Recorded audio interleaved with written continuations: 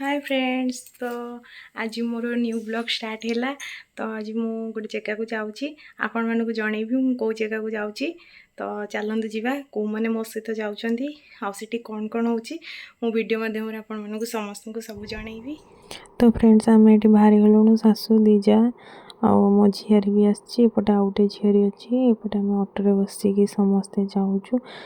एपटे मो बड़मा सासू भी अच्छा तो मु मझे बसी।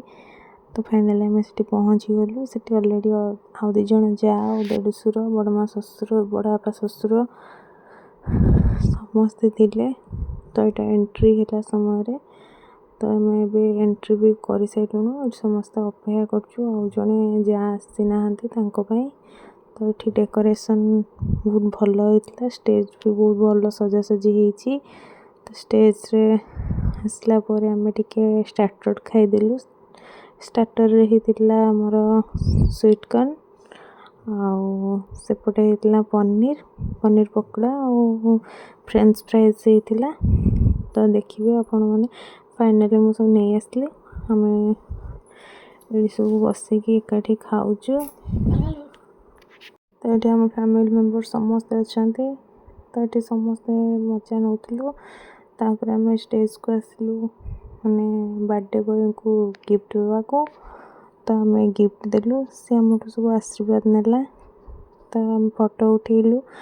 तो ये थे मो ससुर सान ससुर सॉरी ससुर तो नथिले सान ससुर थे सासू थी मुझे अलग लोक मैंने समस्ते थे। तो समस्त वीडियो भी टिके नहीं आसी।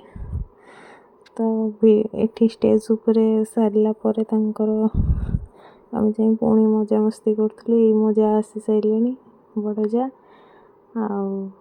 तो बसिकी से स्टार्टर खाऊले से पछरे आसले जेहेतु अपेक्षा कराई।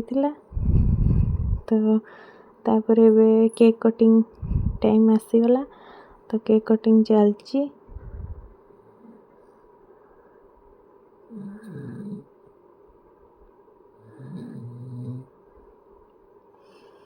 तो मो वीडियो जदि भल लगी तो लाइक शेयर सब्सक्राइब निहाती भाव करदे आ कमेंट करने को जमा भी भूलें से मम्मी और फैमिली मेंबर को खाइबा को दौरान। तो एपटे बापा छिड़ा होती।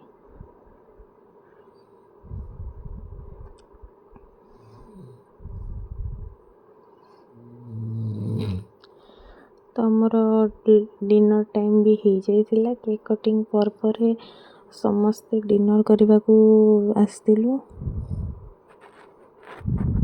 तो मेन कोर्स स्टार्ट हो जाता अलरेडी मुझे दुटा डिश नहीं आसली। तो यहाँ आनली फिंगर चिप्स भात डाली। तो यहाँ होता मिक्स वेज। तापर एपटे होता आमर आलू कषा छतु चिली।